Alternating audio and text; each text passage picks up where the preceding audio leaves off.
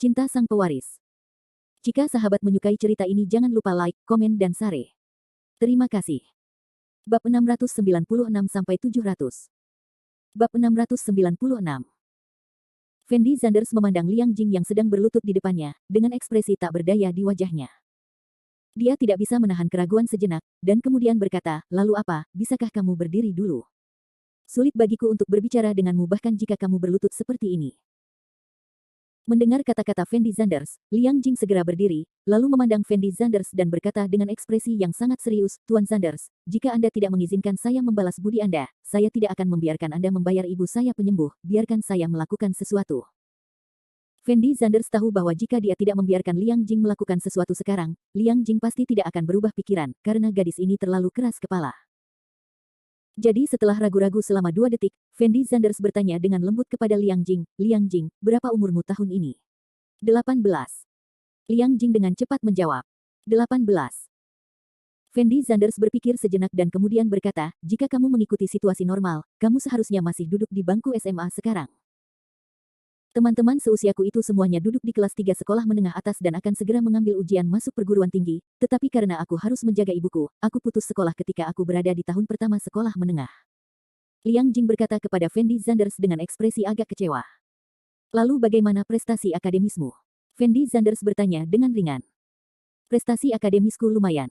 Guru berkata bahwa aku bekerja keras di tahun ketiga sekolah menengah. Seharusnya tidak menjadi masalah untuk lulus ujian. Jawab Liang Jing. Prestasi akademismu bagus sekali, sayang jika kamu tidak belajar. Fendi Zanders menghela nafas pelan, lalu melanjutkan, jika tidak, saya akan meminta Fang Zihua untuk mengaturnya untuk Anda. Setelah ibumu sembuh dari penyakitnya, Anda dapat langsung pergi ke Universitas Jiangcheng untuk belajar, dan saya akan membayar biaya sekolah untuk Anda. Setelah mendengar kata-kata Fendi Zanders, Liang Jing tertegun lagi, dan ekspresi wajahnya tampak lebih terkejut. Karena Fendi Zanders baru saja selesai berbicara tentang menemui dokter untuk ibunya, dan sekarang dia akan pergi ke mengatur agar dia pergi ke sekolah, Liang Jing sangat bersemangat sehingga dia tidak tahu harus berkata apa. Tuan Zanders, saya tidak tahu bagaimana harus berterima kasih karena Anda telah membantu ibu saya menemui dokter, dan sekarang Anda akan pergi ke sekolah. Mengatur agar aku pergi ke sekolah. Kalau begitu aku tidak tahu bagaimana harus berterima kasih. Liang Jing berteriak keras meneriaki Fendi Zanders. Selama kamu pergi ke Universitas Jiangcheng untuk belajar, kamu berterima kasih padaku. Fendi Zanders berkata dengan lembut kepada Liang Jing. Liang Jing menatap kosong pada Fendi Zanders, dan bertanya dengan ekspresi bingung, Tuan Zanders, apa maksud Anda dengan itu? Itulah yang saya pikirkan, tidakkah Anda ingin membalas budi saya? Tapi kamu tidak bisa membantuku sekarang, jadi aku akan membiarkanmu pergi ke sekolah untuk belajar sebentar, dan setelah kamu selesai kuliah, aku akan mengirimmu atur ke perusahaan Fang Zihua, dan kemudian bantu aku mengelola urusan bisnis, bagaimana menurutmu? Fendi Zanders berkata pada Liang Jing sambil tersenyum. Liang Jing tampak sangat bersyukur melihat ekspresi wajah Fendi Zanders, dia tidak tahu bagaimana mengungkapkan perasaannya sekarang. Meskipun Fendi Zanders berkata bahwa dia ingin Liang Jing membalasnya, dia sebenarnya membantu Liang Jing. Dapat dikatakan bahwa Fendi Zanders kini memberi Liang Jing kesempatan untuk mengubah nasibnya. Tanpa Fendi Zanders, Liang Jing mungkin akan tinggal di kota kecil ini sepanjang hidupnya. Jika dia cukup beruntung, dia akan dapat menemukan seseorang yang dia suka untuk dinikahi dan memiliki anak untuk menjalani kehidupan biasa. Jika dia kurang beruntung, dia mungkin menjadi mainan di tangan orang kaya. Tapi dia sangat beruntung bisa bertemu Fendi Zanders. Tuan Zanders, menurutku kamu sangat baik padaku, mengapa kamu begitu baik padaku? Liang Jing bertanya pada Fendi Zanders dengan lembut. Sebenarnya aku juga melakukannya untuk diriku sendiri. Aku membutuhkan seseorang yang bisa kupercaya untuk membantuku mengelola perusahaan, dan kamulah yang aku percayai. Fendi Zanders menjawab Liang Jing dengan ringan. Liang Jing tahu apa maksud Fendi Zanders di dalam hatinya, dan berkata dengan nada serius, Tuan Zanders, jangan khawatir, saya pasti tidak akan mengecewakan harapan Anda. Saya percaya kamu. Fendi Zanders sedikit mengangguk. Liang Jing memandang Fendi Zanders dan tidak berkata apa-apa. 10 menit kemudian, Fendi Zanders membawa Liang Jing kembali ke hotel.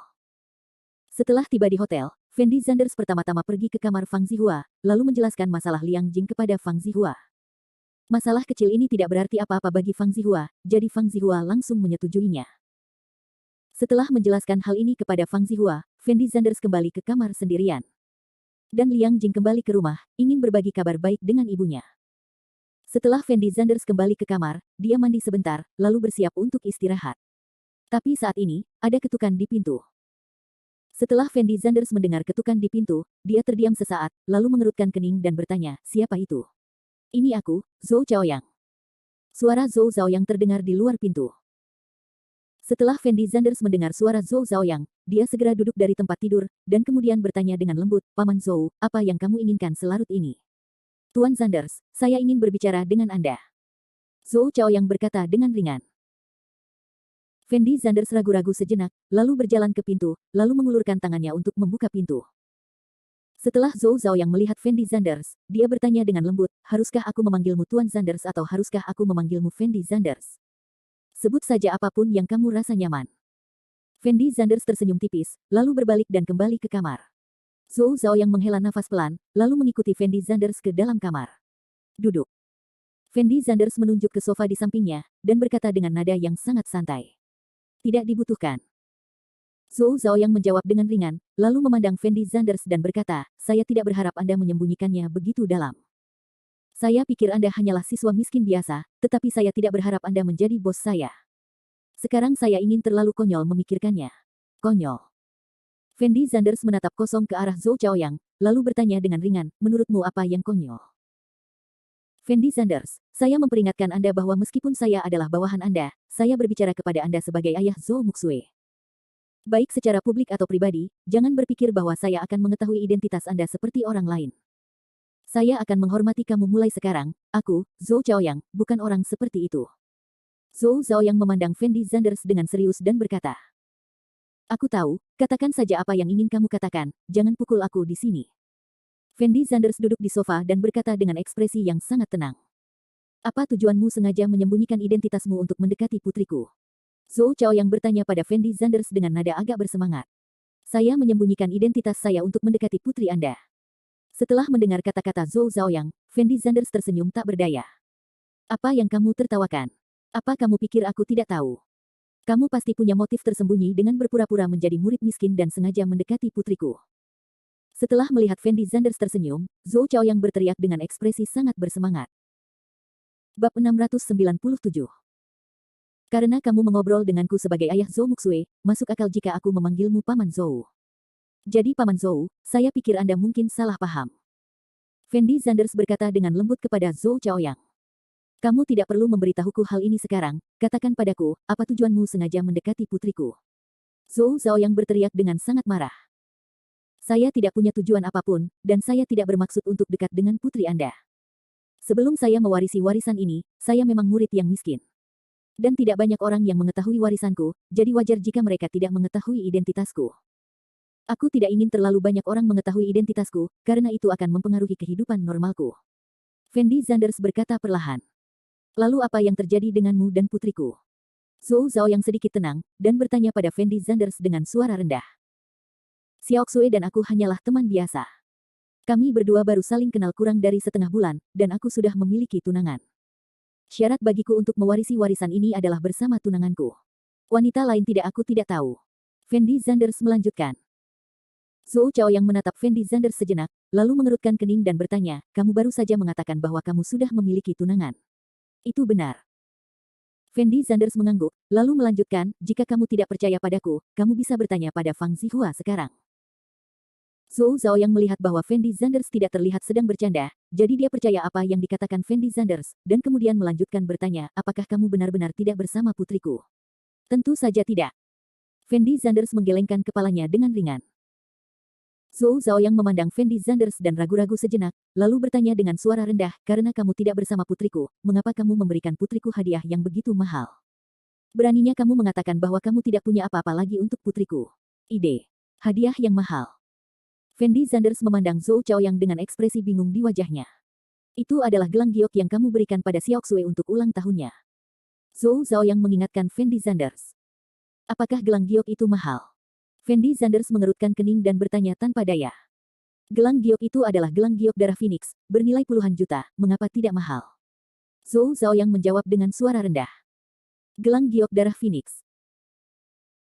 Jejak ketidakberdayaan melintas di mata Fendi Zanders, dan kemudian dia berkata dengan lembut, Paman Zhou, saya pikir Anda mungkin salah paham, gelang giok itu sebenarnya diberikan kepada saya oleh Lin Min, tetapi saya tidak tahu bahwa gelang giok itu begitu berharga, saya selalu menganggapnya sebagai gelang giok biasa. Lalu mengapa Anda memberikannya kepada putri saya? Zhou Chaoyang memandang Fendi Zanders dan bertanya. Saya lupa menyiapkan hadiah ulang tahun untuk ulang tahun Xiaoxue hari itu, jadi saya memberikan gelang giok kepada Xiaoxue, tetapi teman-temannya mengatakan bahwa gelang giok yang saya berikan itu palsu, dan saya tidak membantah apapun, karena saya tidak mengetahuinya asal-usul gelang giok itu. Jika saya benar-benar memberikan gelang giok yang begitu berharga kepada Xiaoxue dengan sengaja, bagaimana mungkin saya tidak membantahnya ketika orang lain mengatakan gelang giok saya palsu? Fendi Zanders berkata kepada Zhou Chaoyang dengan nada yang tidak bisa berkata-kata. Apakah yang kamu katakan itu benar? Zhou Chaoyang bertanya pada Fendi Zanders dengan suara rendah. Semua yang saya katakan sekarang adalah benar. Saya hanya menganggap Xiaoxue sebagai adik perempuan saya. Saya tidak memikirkannya. Tidak ada masa depan dan tidak akan ada masa depan, jadi kekhawatiran Anda tentang saya tidak perlu. Tanda seru petik 2. Fendi Zanders berkata dengan sangat tenang. Zhou Zhaoyang memandang Fendi Zanders dan ragu-ragu selama 2 detik, lalu berkata kepada Fendi Zanders dengan suara rendah, jika apa yang Anda katakan itu benar, maka saya minta maaf kepada Anda, saya salah paham sebelumnya. Tidak apa-apa, kamu hanya peduli pada putrimu, aku bisa mengerti. Fendi Zanders berkata dengan ringan. Tetapi aku harap kamu dapat mengingat apa yang baru saja aku katakan kepadamu. Jika kamu benar-benar menyukai putriku, aku dapat menerima kamu mengejarnya dengan cara yang adil dan jujur, tetapi aku tidak dapat menerima bahwa kamu menipunya. Apakah kamu mengerti maksudku? Tanda tanya petik 2. Zhou Zhaoyang memandang Fendi Zanders dan melanjutkan. Jadi begitu. Fendi Zanders mengangguk. Yah, selama kamu tidak menyakiti putriku, maka aku akan tetap bertanggung jawab atas wilayah Asia Tenggara, tetapi jika kamu berani menyakiti putriku, aku tidak peduli siapa kamu, meskipun kamu milikku. Bos, aku akan membiarkanmu membayar harganya. Zhou Zhaoyang berkata dengan suara rendah. Fendi Zanders tersenyum tak berdaya setelah mendengar kata-kata Zhou Zhaoyang, dan kemudian berkata dengan ringan, saya berjanji untuk tidak menyakiti putri Anda, tetapi saya juga berharap Anda tidak memberitahu Xiaoxue tentang saya, karena saya tidak ingin terlalu banyak orang mengetahui siapa ia, itu akan mempengaruhi hidupku. Bagus. Zhou Chaoyang langsung menyetujuinya. Juga, pihak saya baru saja mewarisi warisan, dan saya tidak tahu banyak tentang urusan perusahaan, jadi Anda bisa berkomunikasi langsung dengan Fang Zihua tentang situasi kerja di Asia Tenggara. Fendi Zanders memandang Zhou Chaoyang dan berkata dengan lembut. Tuan Zanders, ada sesuatu yang ingin saya ingatkan kepada Anda. Zhou Chaoyang menatap Fendi Zanders dan berkata dengan suara rendah. Apa masalahnya? Fendi Zanders tertegun sejenak, dan bertanya dengan nada bingung. Saya tahu bahwa Fang Zihua adalah tangan kanan Anda sekarang, tetapi menurut saya Anda juga harus mengenal bisnis perusahaan sesegera mungkin. Bagaimanapun, Anda adalah bos perusahaan. Anda harus melakukan beberapa hal sendiri. Anda tidak bisa terlalu mempercayai siapapun, saya, Xie Huaqiang atau Fang Zihua, kami semua adalah bawahan Anda, jika Anda membiarkan bawahan memiliki terlalu banyak kekuatan, itu bukan hal yang baik. Zhou Zhaoyang memandang Fendi Zanders dengan sungguh-sungguh dan berkata. Apakah kamu khawatir Fang Zihua akan menyakitiku suatu hari nanti? Fendi Zanders mengerutkan kening dan bertanya pada Zhou Chaoyang. Meskipun saya memiliki konflik dengan Fang Zihua, saya masih sangat mengenal Fang Zihua, dan dia tidak akan pernah melakukan apapun untuk meminta maaf kepada Anda. Zhou Chaoyang berkata dengan ringan. Lalu kenapa kamu masih berbicara denganku? Fendi Zanders bertanya dengan nada bingung. Aku hanya ingin mengingatkanmu, jangan terlalu percaya pada siapapun, itu tidak baik untukmu atau perusahaan kita. Zhou Zhaoyang berhenti sejenak, lalu melanjutkan, kamu masih muda, kamu mungkin tidak mengerti maksudku, tapi cepat atau lambat kamu akan mengerti maksudku. Fendi Zanders memandang Zhou Chaoyang dan tidak berkata apa-apa. Dan Zhou Zhaoyang bangkit perlahan dan berkata kepada Fendi Zanders, saya pergi dulu. Bagus. Fendi Zanders mengangguk. Bab 698. Setelah Zhou Zhaoyang pergi, Fendi Zanders memikirkan tentang apa yang baru saja dikatakan Zhou Zhaoyang kepadanya. Faktanya, Fendi Zanders merasa perkataan Zhou Zhaoyang sangat masuk akal. Sekarang Fendi Zanders adalah ketua Emgrand Group, namun terkadang Fendi Zanders merasa terlalu bergantung pada Fang Zihua. Kini posisi Fang Zihua di Emgrand Group jelas lebih penting dibandingkan Fendi Zanders. Jika Emgrand Group tidak memiliki Fendi Zanders, grup tersebut masih dapat beroperasi secara normal. Namun jika Emgrand Group tidak memiliki Fang Zihua, tidak ada cara untuk terus beroperasi. Hal yang sama juga terjadi pada Xie Huaqiang. Hal-hal yang dikendalikan oleh kedua orang ini adalah hal-hal yang Fendi Zanders tidak dapat kendalikan sekarang. Meskipun Fendi Zanders yakin bahwa kedua orang ini tidak akan mengkhianatinya, ini bukanlah hal yang baik bagi Fendi Zanders. Begitu Fang Zihua dan Xie Huaqiang berubah pikiran suatu hari nanti, jika keduanya bergabung, mereka pasti bisa menggantikan Fendi Zanders. situasi ini sangat berbahaya bagi Fendi Zanders. Sekalipun kemungkinan terjadinya hal ini tidak besar, hal ini jelas merupakan potensi bahaya. Apa yang dikatakan Zhou Zhaoyang kepada Fendi Zanders bukanlah bermaksud memprovokasi hubungan antara Fendi Zanders dan Fang Zihua, dia ingin menyadarkan Fendi Zanders akan keseriusan masalah ini. Sekarang Fendi Zanders ingin mengambil kembali kekuasaannya dari Fang Zihua pasti akan sangat bersedia bekerja sama dengan Fendi Zanders. Namun jika suatu saat Fang Zihua berubah pikiran dan tidak mau menyerahkan kekuasaannya kepada Fendi Zanders, maka Fendi Zanders akan berada dalam bahaya. Saat ini, Fendi Zanders seperti kaisar yang baru saja naik tahta. Karena Fendi Zanders masih muda, banyak hal yang perlu ditangani oleh menterinya sendiri. Dan Fang Zihua adalah menteri yang memegang kekuasaan militer. Sekarang Fang Zihua mungkin tidak memiliki niat untuk berkhianat, tetapi siapa yang dapat menjamin bahwa Fang Zihua akan selalu setia? Kata-kata Zhou Zhaoyang dapat dianggap sebagai pengingat bagi Fendi Zanders. Sepertinya sudah waktunya untuk membicarakan urusan perusahaan. Jika kita terus menunda, situasinya mungkin di luar kendali saya. Fendi Zanders tidak bisa menahan nafas pelan, lalu menutup matanya dan mulai beristirahat. Keesokan harinya, jam 8 pagi. Fendi Zanders mengikuti Fang Zihua, Xie Huaqiang, Zhou Zhaoyang dan lainnya dan meninggalkan kota dengan mobil. Dan Liang Jing tidak bisa ditunda karena penyakit ibunya, jadi setelah Fendi Zanders memberitahu Fang Zihua tentang ibu Liang Jing. Fang Zihua memerintahkan ibu Liang Jing dan Liang Jing untuk dikirim ke rumah sakit rakyat No. 1 Jiangcheng semalaman. Tuan Zanders, apakah kamu ingin kembali ke villa atau pergi ke sekolah? Setelah kembali ke Jiangcheng, Fang Zihua bertanya dengan lembut kepada Fendi Zanders. Jangan ke villa atau sekolah, langsung ke rumah orang tua itu. Fendi Zanders berkata dengan ringan setelah berpikir sejenak. Rumah orang tua itu. Fang Zihua tertegun sejenak setelah mendengar kata-kata Fendi Zanders, dan sedikit kebingungan muncul di matanya. Pergi ke rumah Ye Juechen. Jawab Fendi Zanders tak berdaya. Oke, aku mengerti. Fang Zihua mengangguk cepat setelah memahami maksud Fendi Zanders. Setengah jam kemudian, Fang Zihua mengirim Fendi Zanders ke gerbang rumah tua tempat tinggal Ye Juechen. Namun baik Xie Huaqiang maupun Fang Zihua tidak turun dari mobil bersama Fendi Zanders, melainkan menyaksikan Fendi Zanders berjalan ke halaman sendirian. Setelah memasuki halaman, Fendi Zanders langsung berlari menuju kamar Ye Juechen. Fendi Zanders masih sangat bersemangat saat ini, dan dia ingin berbagi dengan Ye Juechen apa yang terjadi di kompetisi seni bela diri tadi malam secepat mungkin. Dan Ye Juechen masih seperti biasa, duduk sendirian di kursi guru berjemur di bawah sinar matahari, sementara Yuan Bao berjongkok dengan patuh di samping Ye Juechen. Setelah Yuan Bao melihat Fendi Zanders, dia memamerkan giginya ke arah Fendi Zanders, seolah dia akan menyerang Fendi Zanders kapan saja. Aku tidak datang ke sini untuk bertarung denganmu hari ini. Fendi Zanders dengan cepat melambaikan tangannya ke arah Yuan Bao, lalu berjalan cepat ke sisi Ye Juechen, dan berkata sambil tersenyum, orang tua, di mana kamu berjemur di bawah sinar matahari? Apa yang membuatmu begitu bahagia? Ye Juechen bahkan tidak membuka matanya, dan bertanya pada Fendi Zanders dengan nada yang sangat santai. Orang tua, tinju Kixing Tiangang yang kamu ajarkan padaku sungguh kuat. Aku berpartisipasi dalam kompetisi seni bela diri tadi malam dan mengalahkan seorang pria bernama Wei Bo hanya dengan 3 pukulan. Fendi Zanders berkata dengan sangat gembira. Wei Bo. Setelah Ye Juechen mendengar nama itu, dia menoleh dan menatap Fendi Zanders dengan samar. Apakah kamu kenal orang ini? Melihat ekspresi wajah Ye Juechen, Fendi Zanders bertanya dengan nada bingung. Aku pernah bertemu tuannya sekali. Ye Juechen menjawab acuh tak acuh, lalu melanjutkan, apakah mengalahkan Wei Bo membuatmu begitu bahagia? Itu bukan orang tua. Tahukah kamu Wei Bo? Wei Bo itu sangat kuat. Bahkan Li Changhu dan Shen Kun bukanlah lawannya. Selain itu, Wei Bo juga merupakan 10 ahli teratas di provinsi Sangxi Gansu. Aku bisa mengalahkannya. Dia. Tentu saja saya senang. Fendi Zanders tampak sedikit terdiam dan berteriak pada Ye Juechen. Shen Kun, Li Changhu, Wei Bo.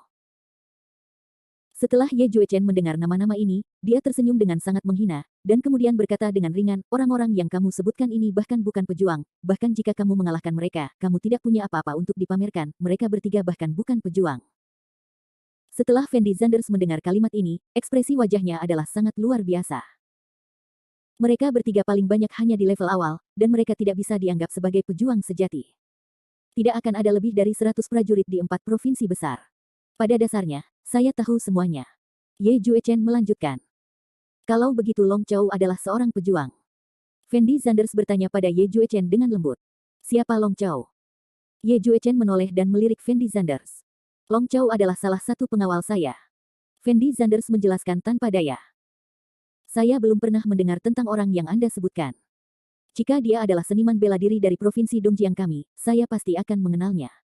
Ye Juechen berkata dengan lembut. Jadi ini ya.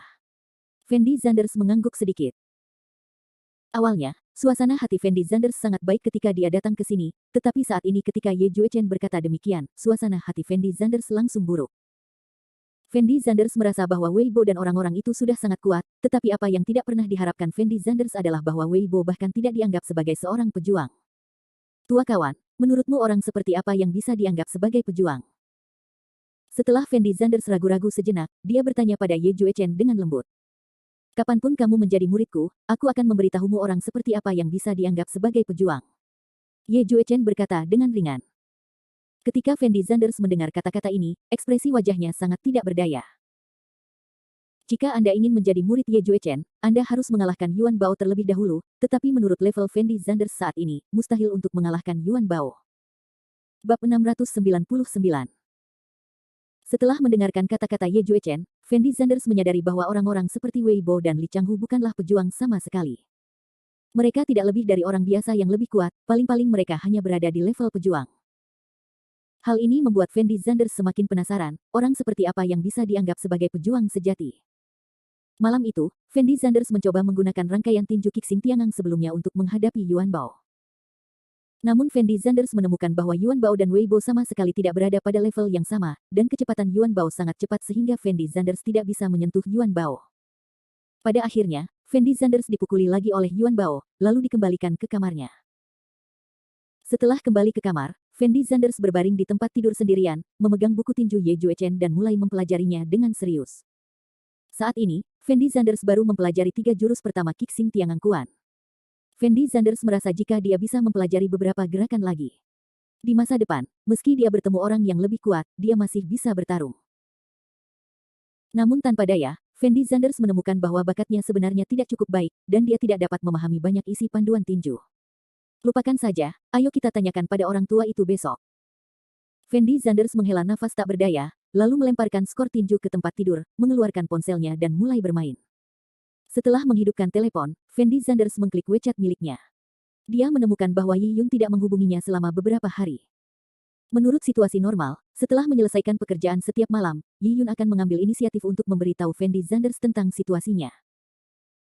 Namun Yi Yun tidak berinisiatif untuk menghubungi Fendi Zanders dalam beberapa hari terakhir, dan Fendi Zanders tidak berinisiatif untuk menghubungi Yi Yun karena keikutsertaannya dalam turnamen seni bela diri. Jadi setelah Fendi Zanders ragu-ragu sejenak, dia mengklik WeChat Yi Yun, dan kemudian mengirim SMS. Apa yang sedang kamu lakukan? Fendi Zanders mengirimkan kalimat ini dan menunggu hampir 5 menit, tapi Yi Yun tidak menjawab untuk waktu yang lama. Fendi Zanders sedikit khawatir, jadi dia menemukan nomor Yi Yun dan menelepon. Jingle bell. Telepon berdering lama sebelum Yi Yun menjawabnya. Halo. Suara Yi Yun terdengar dari telepon, tetapi Fendi Zanders tahu bahwa suara Yi Yun terdengar sedikit lelah. Apa yang sedang kamu lakukan? Fendi Zanders bertanya sambil tersenyum. Aku baru saja membaca dialogku, dan aku tertidur saat membaca. Kata Yi Yun ringan. Setelah Fendi Zanders mendengar ada yang tidak beres dengan suara Yi Yun, dia tidak dapat menahan diri untuk berkata dengan suara rendah, Yi Yun, apakah ada yang salah denganmu? Mengapa aku merasa ada yang tidak beres saat mendengar suaramu? Tidak terjadi apa-apa. Aku terlalu lelah menghafal dialognya. Aku harus segera pergi syuting. Yi Yun buru-buru menyesuaikan emosinya, dan membalas Fendi Zanders sambil tersenyum. Apakah kamu akan syuting selarut ini? Setelah Fendi Zanders mendengar kata-kata Yi Yun, sedikit keraguan muncul di matanya. Benar, syuting malam ini adalah adegan malam, tentu saja akan syuting pada malam hari, ucap Yi Yun lirih. Oh. Fendi Zanders sedikit mengangguk. Ngomong-ngomong, suamiku, aku harus menyelesaikan syuting film ini dalam 2 minggu. Lalu aku bisa kembali ke Jiangcheng. Apakah kamu merindukanku? Saat dia mengatakan ini, Yi Yun sangat senang. Tentu saja aku merindukanmu. Setelah kamu selesai syuting film ini, aku akan membantumu menemukan beberapa sutradara, dan kemudian aku akan membuatmu terkenal. Kata Fendi Zanders sambil tersenyum. Hei, jangan mengolok-olokku di sini, sutradara mana yang kamu kenal?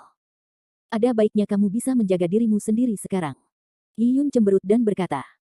Hehe. Setelah Fendi Zanders mendengar kata-kata Yi Yun, dia tersenyum tak berdaya. Saat ini, Yi Yun tidak mengetahui identitas asli Fendi Zanders, jadi wajar jika dia berpikir bahwa Fendi Zanders sedang bercanda.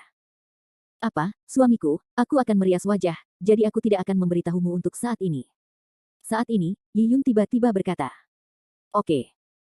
Setelah Fendi Zanders mendengar kata-kata Yi Yun, dia tidak banyak bicara, dan langsung menutup telepon.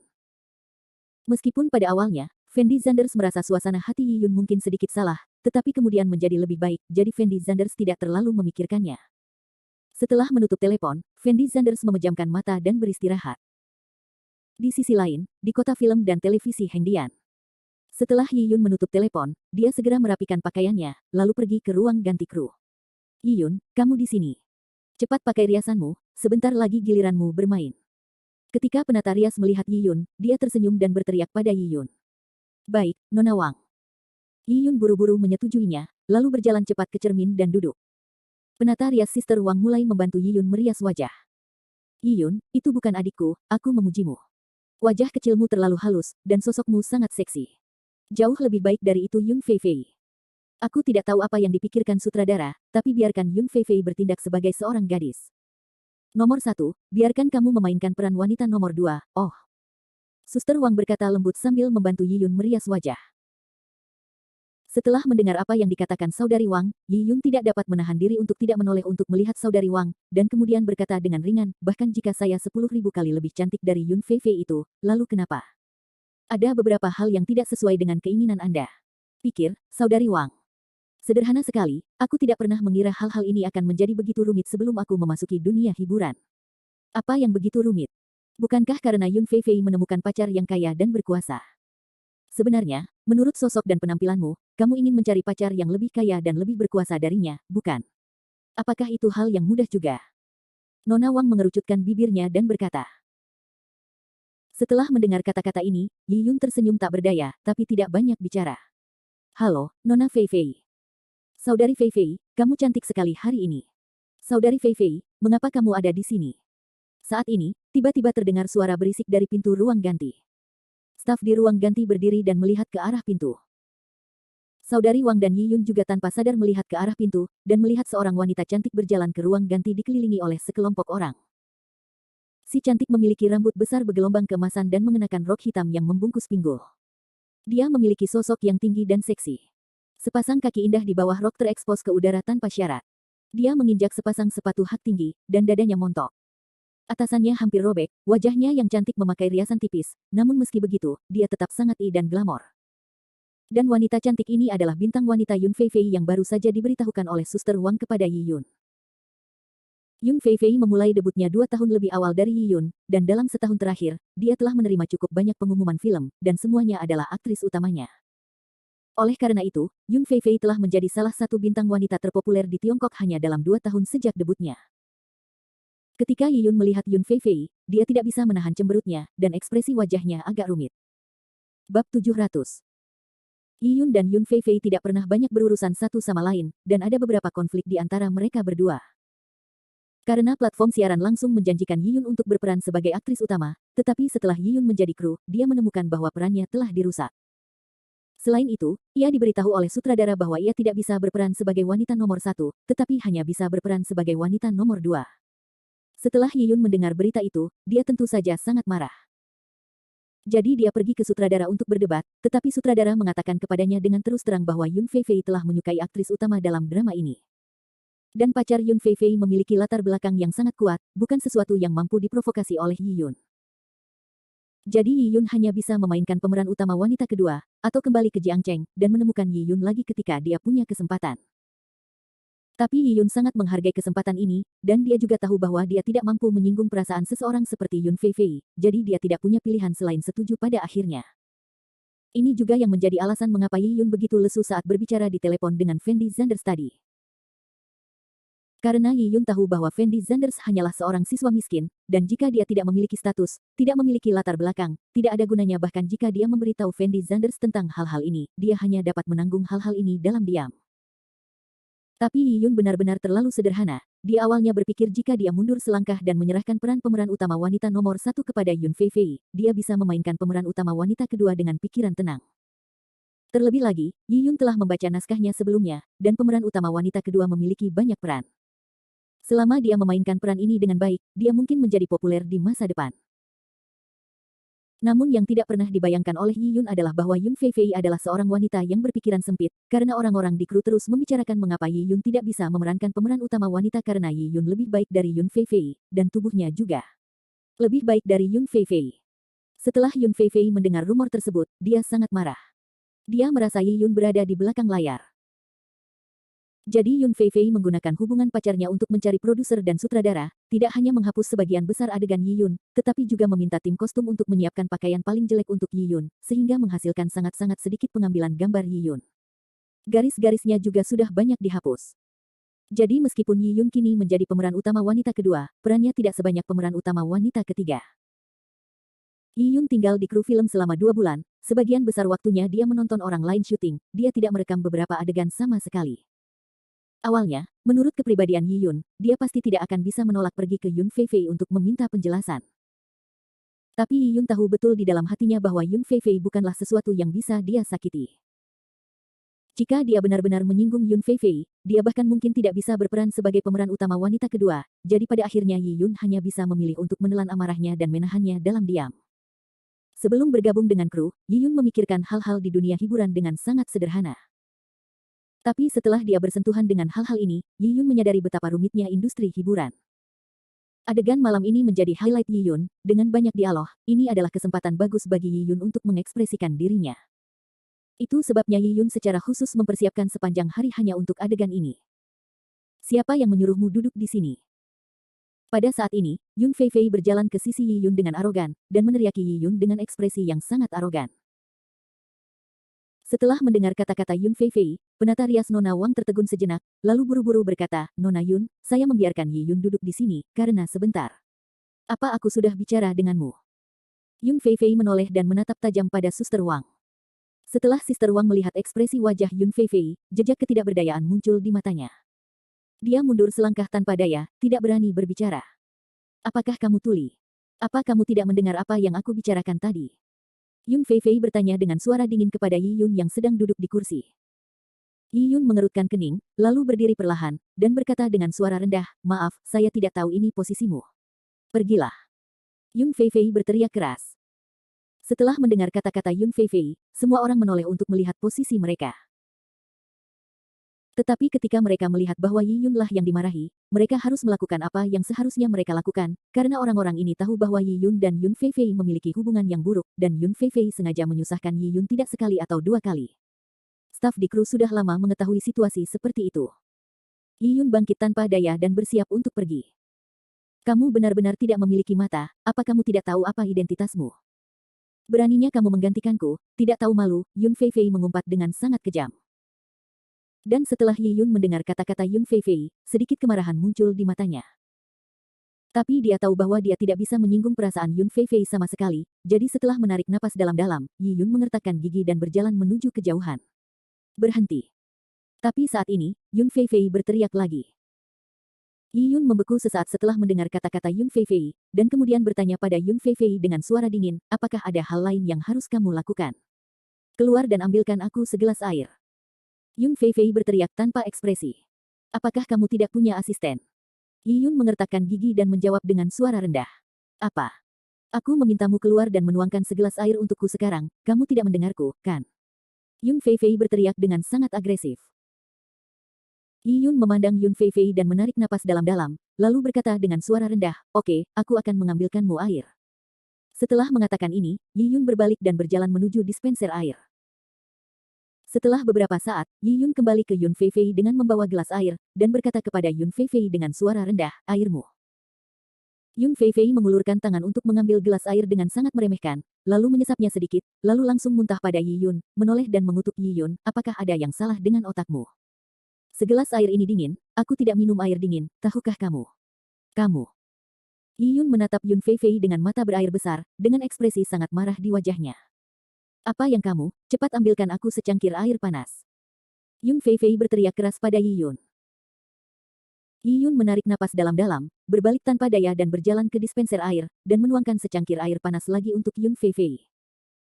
Setelah Yun Feifei mengambil gelas air di tangan Yi Yun, dia menyesapnya perlahan, lalu melemparkan gelas itu ke tanah, dan berteriak dengan marah, apakah kamu sengaja melakukannya? Segelas air ini sangat panas, kamu mau untuk membakarku sampai mati. Setelah mendengar kata-kata Yun Feifei, Yi Yun tertegun. Dan Yun Feifei bangkit untuk menyerang Yi Yun. Nona Yun, jangan marah, aku akan mengambilkanmu segelas air. Melihat ada yang tidak beres, saudari Wang bergegas ke Yi Yun untuk menghentikan Yun Feifei, lalu mengambil cangkir kertas dan menuangkan Yun Feifei segelas air hangat. Yi Yun berdiri di sana dengan pandangan kosong, dengan ekspresi yang sangat sedih di wajahnya.